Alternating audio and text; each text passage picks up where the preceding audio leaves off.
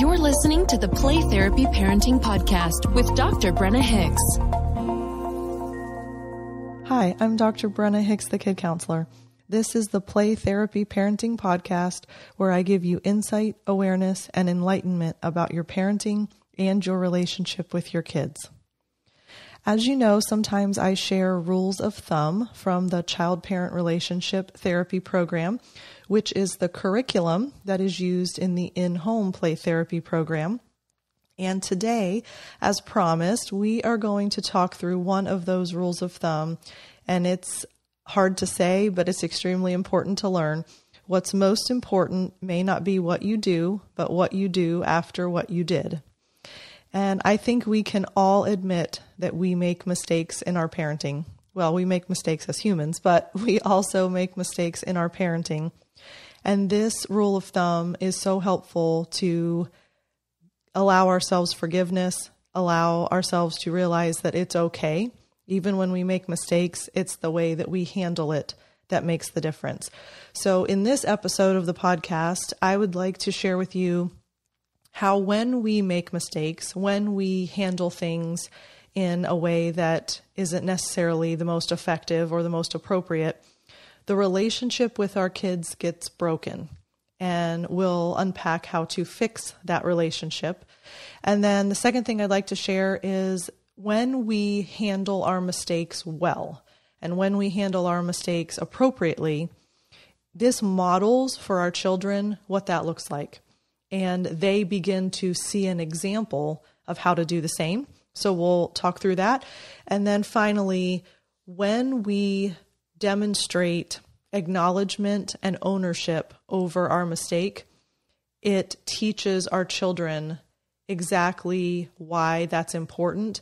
And they begin to experience, rather than be told, what apologizing and the outcome of an apology looks like. So really powerful stuff. Very excited to share this with you. The path to calm, confident, and in control parenting starts now.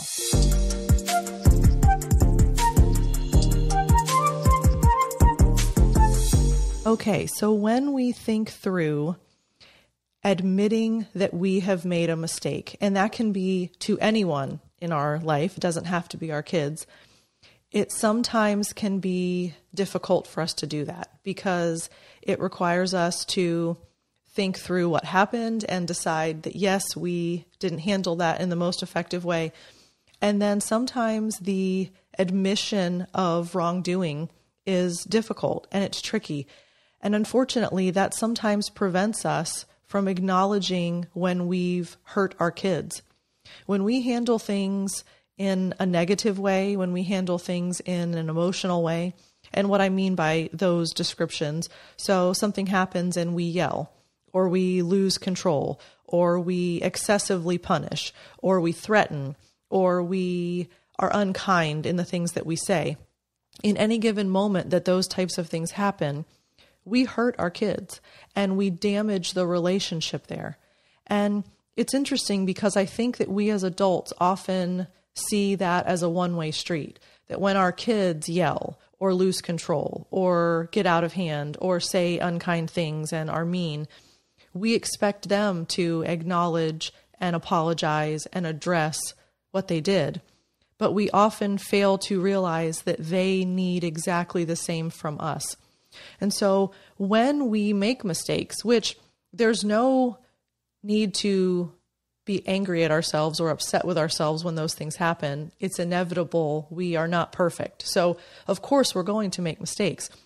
I don't want to dwell on the fact that we shouldn't be making mistakes. That's not at all the intent of this episode.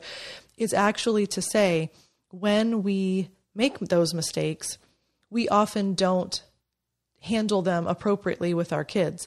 And I think it's because we expect them to do it, but we don't realize that they need it from us. And so when that relationship gets damaged, when it is broken because of our actions or our words or whatever happened in that moment, we are often hesitant to acknowledge it, but it's the thing that will most repair the relationship. It's been damaged and there needs to be reparation. And so what's most important may not be what you do. That's whatever the mistake was, but what you do after what you did, how you handle it. So when we go in afterwards and say, I shouldn't have yelled, I didn't handle that kindly, I lost my temper, and I regret the way that was handled. That shows our children that we are making amends, that we are repairing the brokenness in the relationship. And I have often gone in and apologized to my son late in the evening, almost at bedtime. I've realized that I didn't handle something well, and I've gone in and said, Bud, I'm sorry that fill in the blank. I'm sorry that I got angry. I'm sorry that I didn't speak kindly to you. And children are extremely gracious, and children are extremely forgiving. And that almost reinforces this entire premise that we don't have to be afraid of apologizing. We don't have to be afraid of saying, I'm sorry, I was wrong. Our children are extremely loving and kind and gracious to us. And so I've never had an experience where he got more angry about it, or he, was mad that I brought it up. He has always said, it's okay. And, I'm able to know that relationship has been repaired. So really powerful thing to keep in mind, that we do have to fix that relationship once it gets broken. And this is a really helpful thing to keep in mind to do that. Second thing I'd like to share is when we think about the way that kids learn in different ways. So if you study education at all, if you study the ways that people learn best, you will find all different kinds of options, and certain people gravitate towards certain things. Our children, especially when they're young, they learn a lot about the world, and they learn a lot about how to function within the world from observing. Observational learning is the term. And so we have to keep in mind, we're always being observed. We're being observed when we're at our best. We're being observed when we're at our worst. We're being observed with the things that we say, the way that we say them, the way that we talk about people, the way that we handle a crisis, the way that we handle frustration. Our children are always watching, always observing, always learning about the way that they will handle things and respond to things based on what they see us do. So that could be a heavy burden to carry, knowing that our children are always paying attention and they're going to emulate the things that we do. However, in terms of making a mistake and handling it in a healthy way afterwards, our kids learn by watching us. And so to me, this is one of the most compelling pieces of this rule of thumb, is when we make mistakes, our children watch us handle those mistakes. So if we are quick to deny it, to refuse to talk about it, to argue and defend why we handled it a certain way, our children will do the same. But if we're quick to say, I'm really sorry, I shouldn't have done that. I know better. That wasn't the way that I want to handle it. I'm going to try better next time. That is also what they observe and what they learn. And so this is a meaningful example that we are setting for our kids, that they understand what it means to watch something happen, realize that that's not what they want to do, and work to do it differently the next time in the future. So keep in mind that as our children are with us, engaged, interacting, all of the moments throughout the day, they watch us all day long, but they specifically watch the way that we handle when things don't go the way we wish they would have. And I would hope that we would keep that in the forefront of our minds. I really screwed up, and my child needs to see the appropriate and best way to handle a mistake so that they can do that with their friends, with their teachers, with authority figures, with their coaches, with their siblings, with their parents. It really is a two-way street. So when we begin to handle mistakes appropriately toward them, they begin to handle mistakes appropriately toward us. And then finally, when we own a mistake, when we just openly admit, I'm not going to make an excuse, I regret the way that I handled that. I'm going to try harder and really handle that differently in the future. They see that there is ownership. And there's one of my clients that I did the private parent coaching with. She actually recommended a book to me. And the entire concept of the book is about owning everything. So you own the good, you own the bad.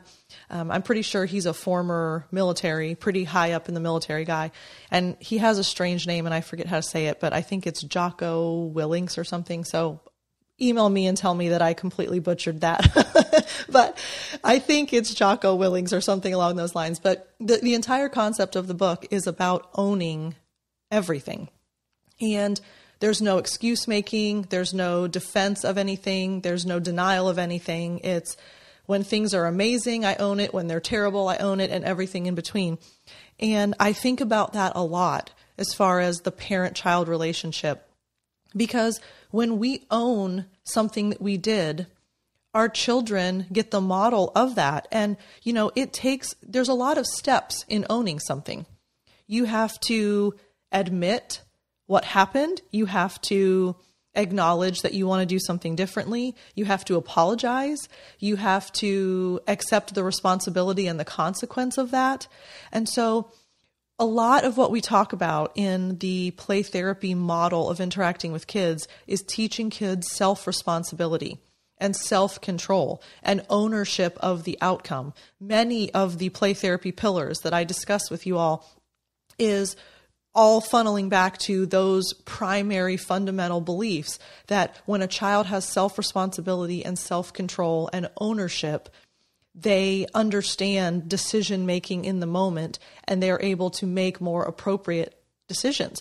So when we own the mistake that we've made, they learn what that looks like. And, that takes a lot of acknowledgement and reflection and processing.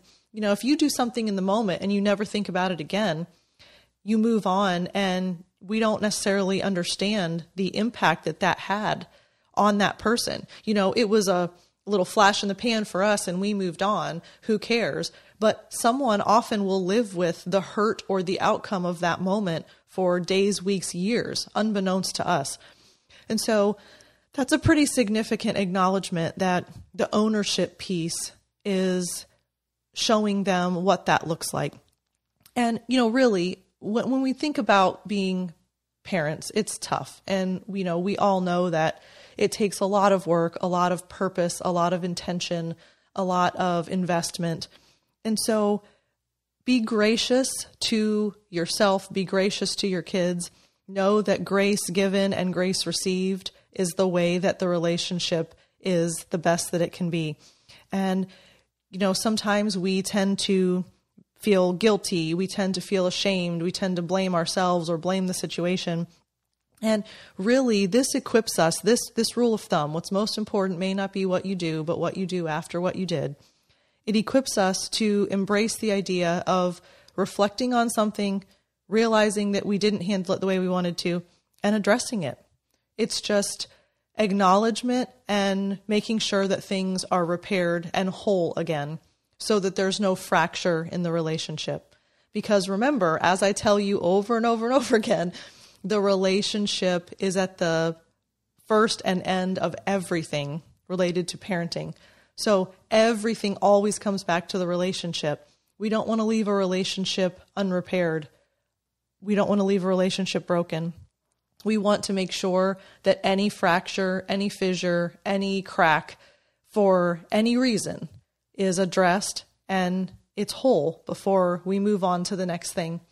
So please let me know your experiences with this topic. I would love to have you email me, Brenna@thekidcounselor.com.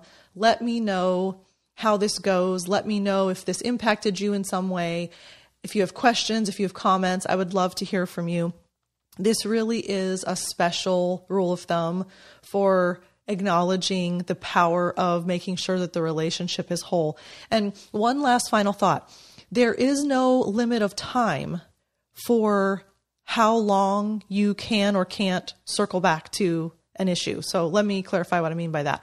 I talk to my parents a lot in the in-home play therapy program and in the private parent coaching about circling back. That's one of my phrases that I use a lot. There is no statute of limitations on how long it has been, and therefore we can't address something. So maybe something's on your heart right now. Maybe you're listening to this and you're thinking, gosh, a month ago when I did X, I know that hurt the relationship and it was never discussed. Or, 4 days ago, oh my goodness, I yelled and I wish that I wouldn't have, and I never said anything to my kids. Do not feel that you've missed your window and missed your opportunity to fix it. You can always circle back and bring it back up in the same tone and in the same conversation that you would have had if it would have been closely after the incident.